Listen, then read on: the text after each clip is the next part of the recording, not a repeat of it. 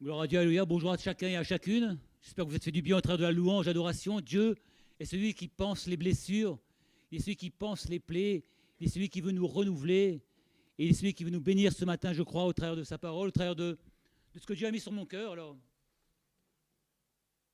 j'ai eu à cœur vraiment à parler de cette pensée du pardon encore. On connaît le pardon, on a peut-être vécu le pardon, mais j'aimerais qu'on puisse encore ce matin voir ce que nous dit la parole par rapport au pardon et d'un lieu peut-être un peu différent. Et pour ça, j'ai pris ce passage dans Matthieu, au chapitre 6, le verset 12. On connaît ce passage par cœur. Hein. Matthieu 6, verset 12. C'est une instruction que Jésus va donner sur la prière. Je vais chercher si vous voulez. Matthieu chapitre 6 et verset 12.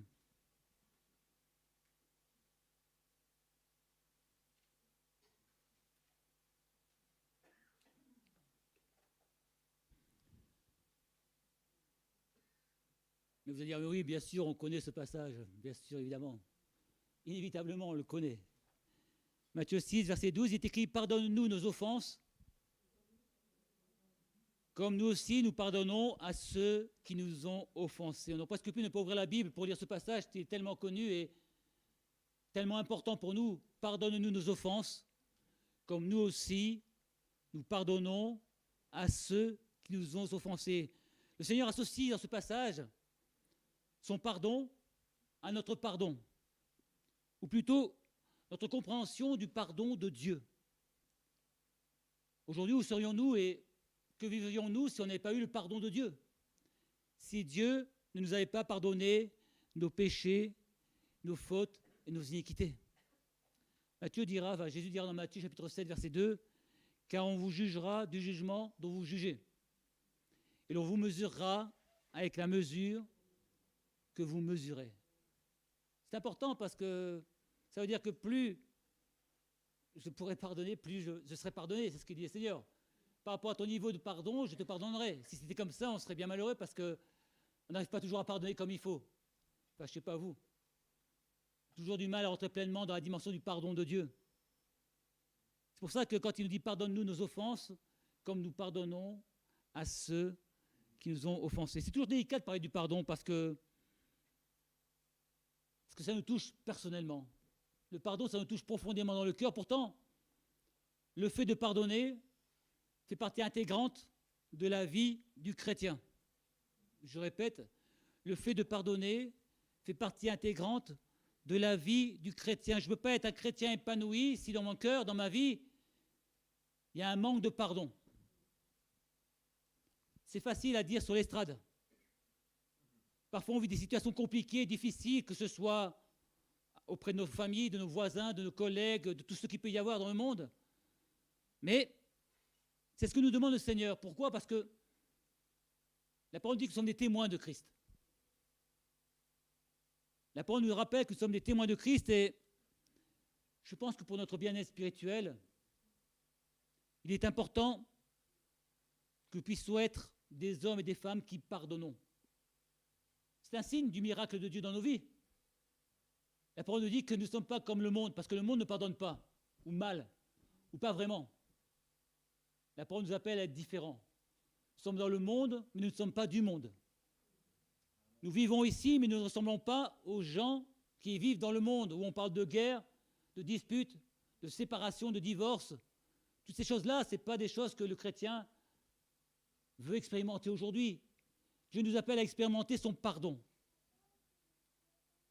Pour réaliser ce pardon, et pour pardonner, je crois qu'il faut pleinement réaliser avant tout la dimension du pardon de Dieu pour nos vies. C'est important parce que on ne pourra jamais pleinement pardonner aux autres si on ne comprend pas pleinement le pardon de Dieu. Si je ne comprends pas pleinement ce que Dieu a fait dans ma vie. Alors on le sait, on est venu au Seigneur, on lui a demandé pardon pour nos péchés, pour nos fautes, nos iniquités, mais a-t-on réalisé ce qu'on lui a demandé au Seigneur?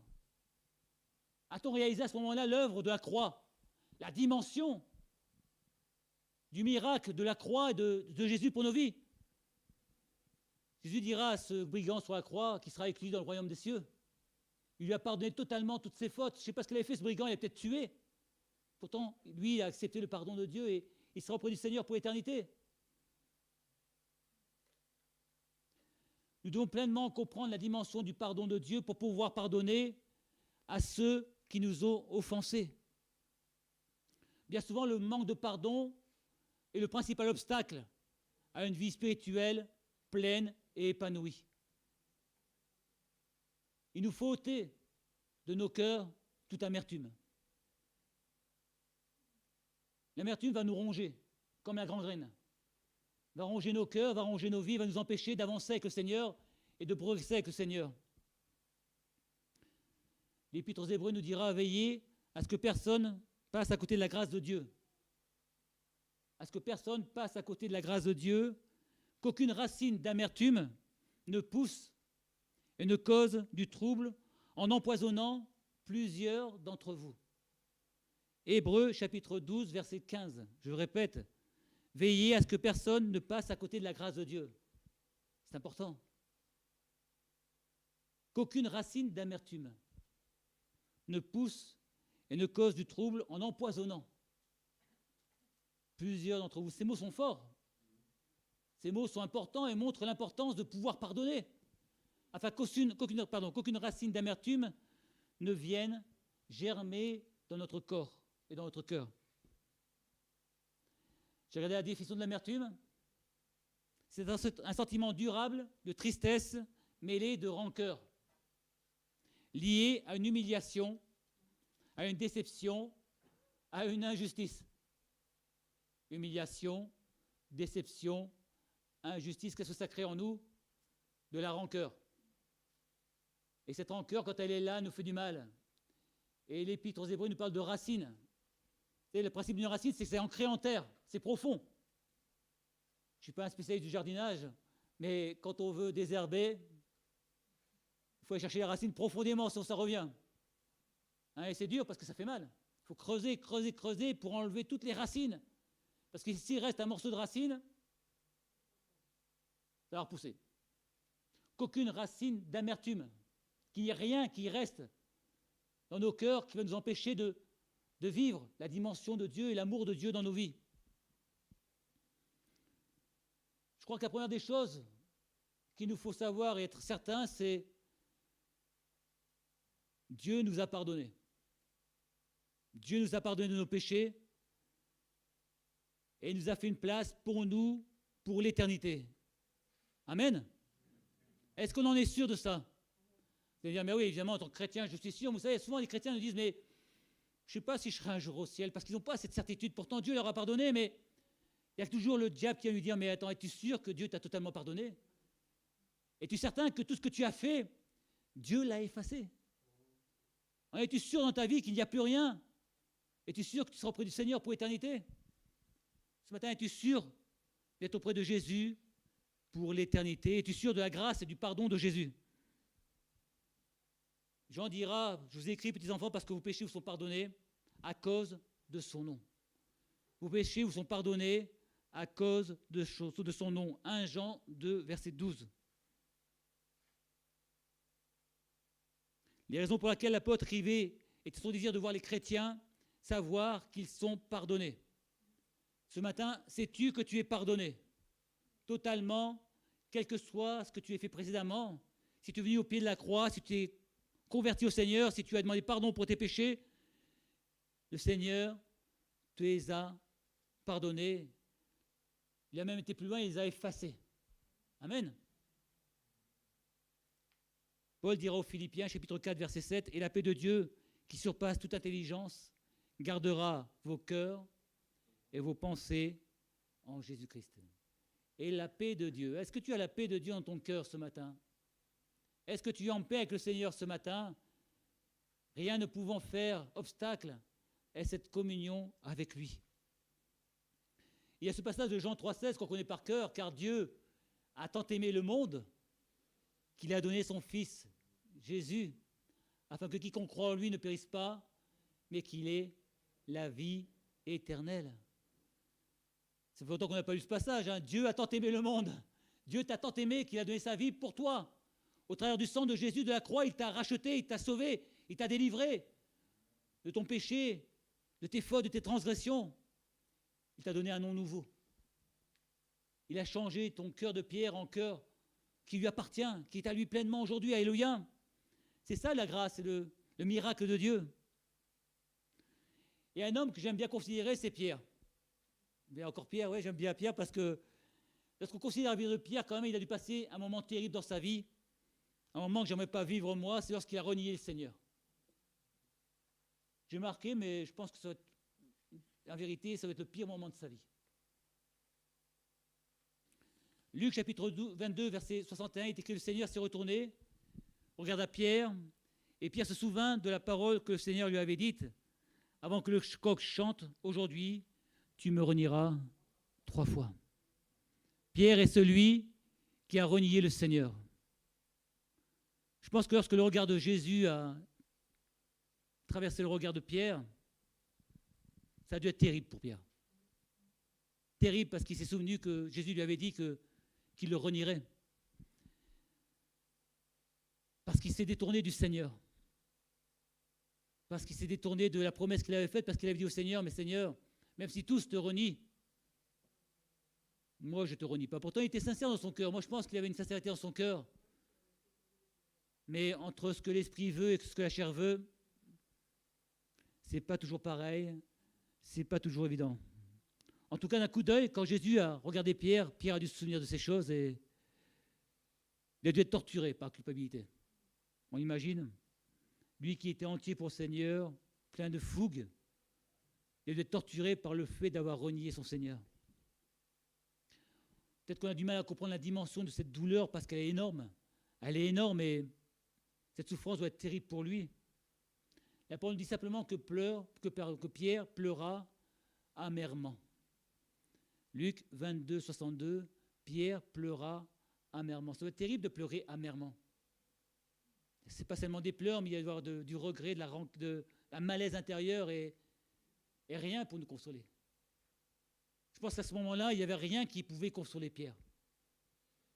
Il avait fait ce qu'il y avait de pire pour un juif, de pire pour quelqu'un, c'est renier son Seigneur. Peut-être qu'il s'est souvenu de la parole que Jésus avait prononcée: quiconque me reniera devant les hommes, je le renierai devant mon Père qui est dans les cieux. Matthieu 10, verset 33. Imaginez un peu s'il a dans son cœur cette parole qui est arrivée, ça a dû être terrible. Et le Seigneur dira dans 1 Samuel: j'honorerai ceux qui m'honorent, mais ceux qui méprisent seront méprisés. Pourquoi? Pour comprendre la pleine dimension et le plein état de détresse. De détresse qu'a vécu Pierre à ce moment-là. Pourtant, quand on regarde la suite de la parole de Dieu, cet homme qui a renié le Seigneur est devenu un outil, un élément important entre les mains du Seigneur, simplement parce que le Seigneur l'a visité. Amen. Il l'a visité personnellement.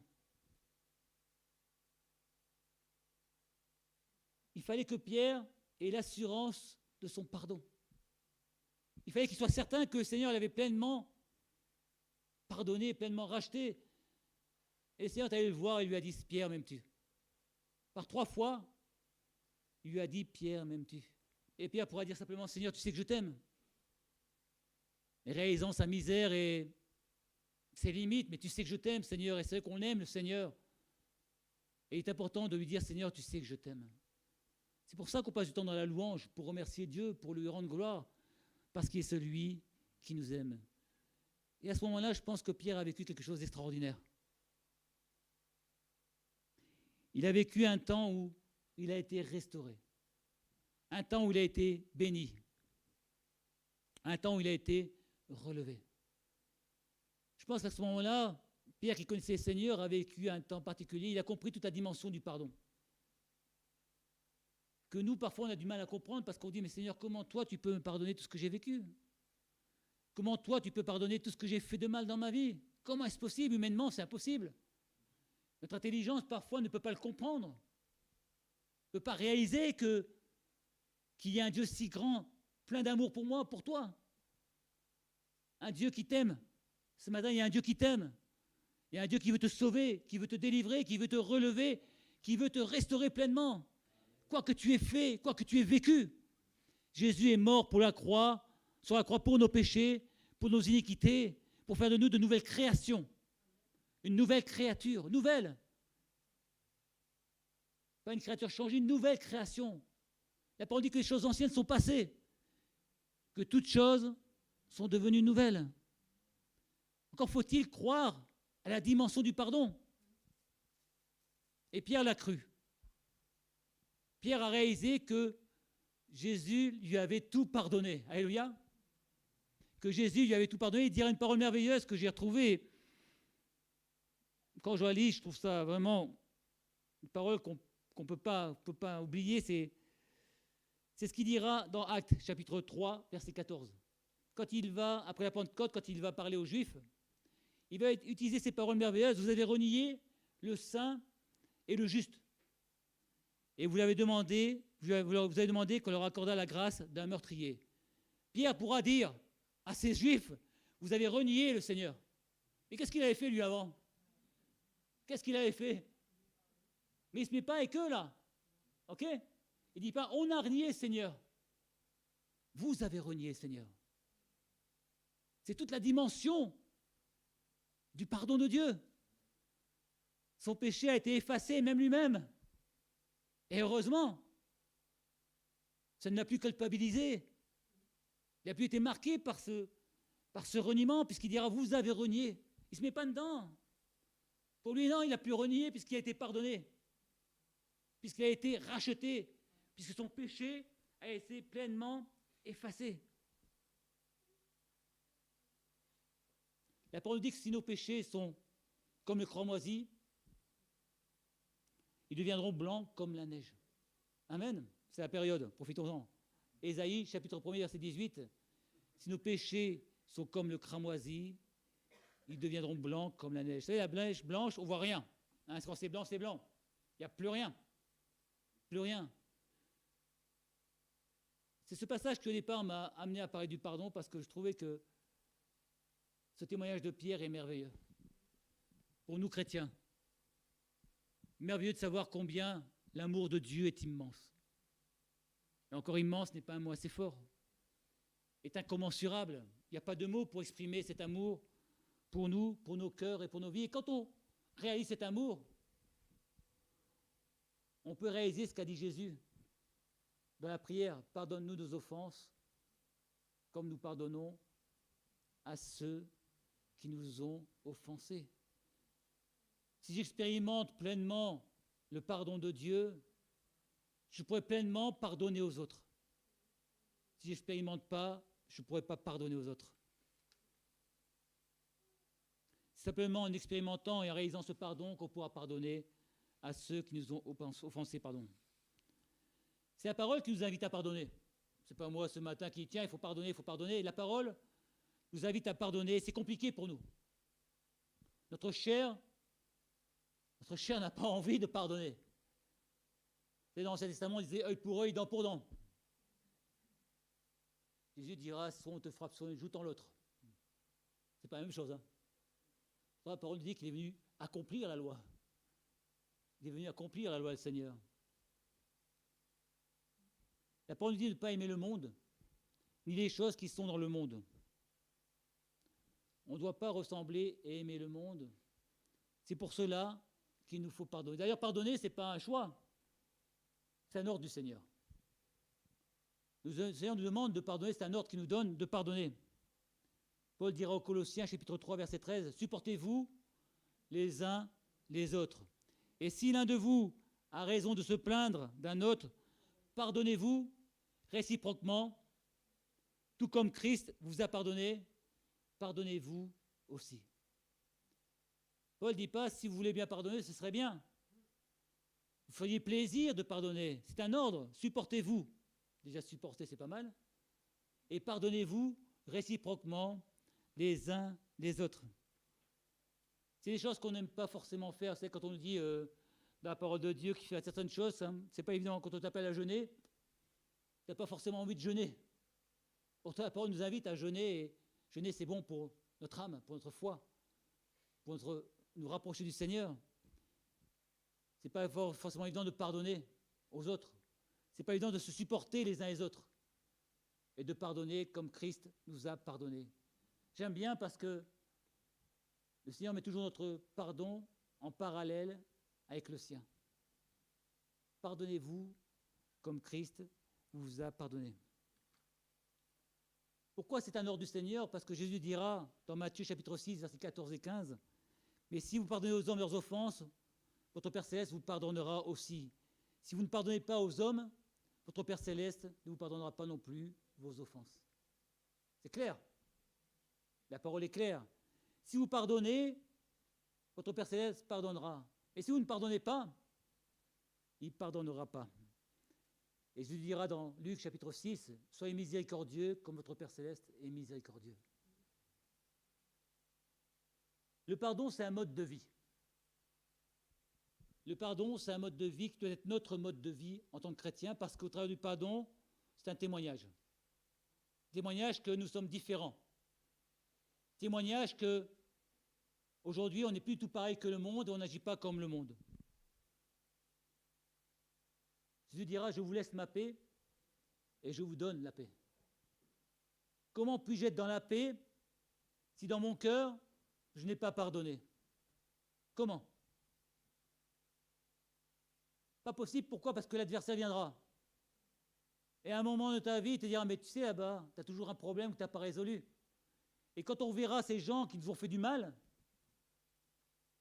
il y aura toujours quelque chose, une racine qui sera là et qui nous empêchera de vivre en paix. Vous savez, on parle des gens qui nous ont fait du mal, mais nous aussi on fait du mal aux gens, parfois. Parfois involontairement ou parfois volontairement, on fait du mal. Et je pense que lorsque c'est le cas, on aimerait bien qu'on nous pardonne. Non? Si tu aimerais bien qu'on te pardonne, ben pardonne à l'autre. Si tu es désireux de voir le pardon de ta faute, toi aussi tu dois pardonner de tout ton cœur à celui qui t'a offensé. Le pardon, c'est une victoire. Le pardon, c'est une victoire sur le mal. Alors je ne sais pas si le fait de pardonner, c'est une porte ouverte à la bénédiction. Il y en a qui le disent, sûrement. Mais ce qui est certain, c'est que ne pas pardonner, c'est fermer la porte à la bénédiction. Ne pas pardonner, c'est fermer la porte nous-mêmes à la bénédiction de Dieu. Si on veut que notre Père nous bénisse, il nous faut pardonner nos offenses et pardonner à ceux qui nous ont offensés. Pierre dira à Jésus, mais Seigneur, combien de fois faut-il pardonner? On connaît ce passage. Hein? Seigneur, combien de fois faut-il pardonner? Vous connaissez ce passage, c'est quand le roi va demander à ses serviteurs de lui rembourser des sommes importantes et qu'il y en a un qui va y avoir un autre serviteur qui lui doit peu de choses et qui va le mettre en prison. Et Jésus dira, c'est ainsi que mon Père Céleste vous traitera si chacun de vous ne pardonne pas à son frère de tout son cœur. C'est ainsi que votre Père Céleste vous traitera si chacun de vous ne pardonne pas à son frère de tout son cœur. Pardonner, c'est une liberté. C'est notre liberté, d'accord, de pardonner ou de ne pas pardonner. On n'a pas quelqu'un qui serait pardonne, pardonne, pardonne. C'est la liberté. Dieu nous enseigne par sa parole. Dieu nous montre ce qu'il y a de bon. Dieu nous montre ce qu'il y a de bon pour notre vie, mais il nous laisse libres. Libres de pardonner, de ne pas pardonner. La parole nous dit que c'est pour la liberté que Christ nous a affranchis. Nous sommes libérés, affranchis du péché, de la mort, mais cette liberté, qu'est-ce qu'on va en faire? Cette liberté, comment je vais vivre? Est-ce que je vais faire le choix de pardonner? Ou est-ce que je vais faire le choix de ne pas pardonner? Si je pardonne, mon âme sera guérie et mon cœur sera guéri. Vous savez, quand on ne pardonne pas, on se fait plus de mal à soi qu'à l'autre. Quand on ne pardonne pas, c'est à soi qu'on se fait du mal, avant toute chose. L'autre, il reprend sa vie, il vivra sa vie, il ira où il veut, mais nous, ce sera toujours là. Et on n'est pas bien. On n'est pas dans la paix, on n'est pas dans la joie. On n'est pas en communion avec le Seigneur. Le processus du pardon va nous aider à nettoyer, à laver nos blessures et surtout à les cicatriser. Le processus du pardon va nous aider à laver nos blessures et à les cicatriser. Certes, il y aura toujours la cicatrice, mais elle nous fera plus mal. Et j'ai expérimenté ça une fois il y a très longtemps, quand j'étais jeune, il y a très longtemps. Et je suis tombé, et, vous savez, quand j'ai pas voulu me soigner. Je dis, bon, c'est pas grave, il raflait là. Et puis, petit peu à la fois, ça s'est refermé. Mais quand j'appuyais, ça faisait mal. Il n'y a pas que moi qui l'ai fait, alors c'est bien, ça me rassure. Il n'y a pas que moi qui ai vécu ça. Je vous assure, ça faisait mal. Et tant que je n'ai pas voulu soigner ma plaie en profondeur, ça m'a toujours fait mal. Et à chaque fois que j'appuyais là ou que je me posais comme ça faisait mal. Vous savez, si notre plaie n'est pas soignée en profondeur, le diable appuiera toujours là. Au moment où tu t'y attends pas, où tu es bien, il appuiera là. Et ça fera mal. Ça fera mal. Alors à un moment, je me dis, tiens, je vais le soigner quand même, ce sera mieux. Puis j'ai soigné ça avec des produits adéquats. Notre produit adéquat, c'est Jésus. Il est gratuit, pas besoin d'aller à la pharmacie. Tu te mets devant lui en prière, tu dis, Seigneur, pardonne-moi, aide-moi à pardonner comme toi tu m'as pardonné. Et crois-moi, c'est efficace. Pas de sécu, rien du tout, pas de mutuelle. Mais l'efficacité garantie à 100%. Si tu pardonnes, si tu demandes au Seigneur de te pardonner, et de pardonner, il te donnera la force de pardonner. Aujourd'hui, j'ai une cicatrice là. C'est vrai en plus, c'est pas dingue. Je peux appuyer tant que je veux. Ça ne me fait rien. Je peux m'appuyer comme ça. Parce que simplement, cette plaie a été soignée en profondeur. Cette plaie a été soignée bien profondément et aujourd'hui, il n'y a plus rien. Plus aucun impact. Notre vie est faite de temps, de joie, de difficultés, d'épreuves, parfois de problèmes, et il nous faut les résoudre. Et ne pas fermer les yeux devant en disant, bon, c'est pas grave, ça passera, ça passe pas. Et à chaque fois que ça revient, chaque fois qu'on revient devant, ces choses reviennent et ça fait mal. Si tu n'as pas pardonné à quelqu'un, à chaque fois que tu vas le voir, ça va te faire mal. Et même si dans ton inconscient, tu vas dire, oh, c'est pas grave, si, c'est grave. Parce que tu n'as pas guéri ta plaie, tu n'as pas demandé pardon, tu n'as pas soigné ta plaie, et aujourd'hui, ta plaie te fait mal. Il faut aller au bout du processus. Il faut aller au bout du processus. En tant que chrétien, le Seigneur va nous aider. À condition que nous soyons sincères devant lui. À condition que nos cœurs soient sincères devant le Seigneur. Pardonner, ça nous rend semblables à Christ. Amen. En tant que chrétiens, nous sommes des Christ, des petits Christ. Pardonner nous rend semblables à Christ. Jésus dira, pardonne-leur, Seigneur, car ils savent ce qu'ils font. Il s'adressait au Seigneur, il parlait des gens du monde. Vous savez, on voudrait toujours que les gens du monde nous ressemblent. Sauf qu'eux n'ont pas expérimenté la grâce de Dieu. Sauf qu'eux n'ont pas expérimenté ce que nous, on a expérimenté, le salut de Dieu et l'amour de Dieu. Sauf qu'eux n'ont pas été à l'école de Dieu. L'école qui nous permet de marcher de progrès en progrès. L'école qui nous appelle à laisser nos fardeaux. L'école qui nous appelle à nous alléger à chaque fois pour aller de l'avant. Ceux qui ne connaissent pas le Seigneur n'ont pas ce privilège qui est le nôtre de pouvoir être repris par le Seigneur, être formé par le Seigneur, être façonné par le Seigneur comme ce vase entre les mains du potier. Alors on le dit, Seigneur, façonne-moi. Mais il ne suffit pas de le dire, il faut le vivre. Et parfois on a de belles paroles, mais nos actes sont où? Où sont nos actes? On est comme ce vase entre les mains du potier. Et Dieu veut faire de nous des vases d'honneur. On ne peut pas se comparer à ce que vivent les gens du monde, ils n'ont pas cette chance, ils n'ont pas ce privilège et ils souffrent. Vous allez me dire, ils n'ont qu'à venir au Seigneur, mais c'était si simple, tout le monde serait au Seigneur. Ils ne réalisent pas le bonheur d'être chrétien. Ils ne réalisent pas le privilège d'être chrétien, d'être enfant de Dieu. Alléluia, amen. Ça, nous l'avons, nous. Amen. C'est un trésor. Un trésor merveilleux, on ne doit pas le négliger. On ne doit pas le mettre de côté. En tant que chrétiens, nous avons le privilège d'être enfants de Dieu. Tous les jours, on peut venir et nous approcher du trône de la grâce. Alléluia. Pourquoi faire? Pour être soutenu dans tous nos besoins, quels qu'ils soient. Pardonner va me rendre semblable au Seigneur Jésus. Vous savez, il y a ce cantique qui disait te ressembler, Jésus. C'est vrai? C'est mon espoir suprême. Penser, agir, aimer toujours plus comme toi. Alléluia, c'est vieux, hein? Mais quelle merveilleuse parole, te ressembler, Jésus. Est-ce que ce matin, nous voulons ressembler au Seigneur? Est-ce que ce matin, c'est lui notre divin modèle et on veut dire, Seigneur, aujourd'hui, j'ai décidé de changer. J'ai décidé de remettre ma vie pleinement en place et de pardonner là où je n'ai pas pardonné. La parole nous dit que ce qu'on sème, on le récolte. Amen. Si je sème de la haine, je récolte de la haine. Et si je sème de l'amour, je récolterai de l'amour. Ce matin, qu'est-ce qu'on a envie de semer? Alléluia. Qu'est-ce que tu as envie de semer autour de toi? Qu'est-ce que tu as envie de semer auprès de celui qui t'a blessé, de celui qui t'a offensé, de tes enfants, peut-être de ton conjoint, de tes voisins qui sont insupportables? Parce que moi, je ne suis pas, bien sûr, inévitablement.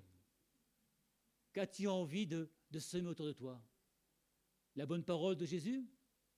L'amour de Jésus ou leur ressembler? Être comme eux? Je n'ai pas envie d'aller plus loin parce que pour moi, c'est important de réaliser, et c'est ce que je voulais ce matin, qu'on puisse réaliser que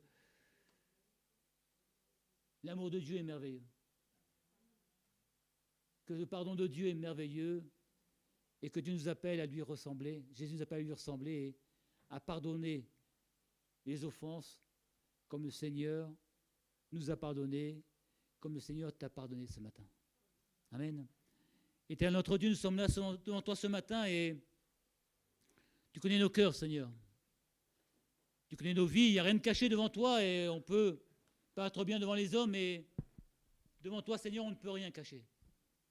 Ma vie est à nu devant toi, la vie de mes frères et sœurs est à nu devant toi, et ce matin, nous te prions qu'il n'y ait pas dans nos cœurs la moindre racine d'amertume. Te demandons, Seigneur, que ce matin, il n'y ait rien qui puisse faire obstacle à notre communion avec toi, Seigneur. Et si c'est le cas, montre-nous.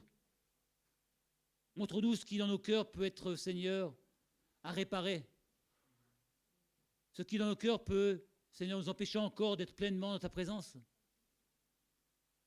Et une chose qui est certaine, Seigneur, c'est que nous t'aimons. Nous t'aimons, c'est vrai, et malheureusement, bien imparfaitement, mais parce que nous t'aimons, nous voulons progresser. Parce que nous t'aimons, nous voulons aller de progrès en progrès. Avancer toujours plus et, Seigneur, essayer de te ressembler davantage chaque jour.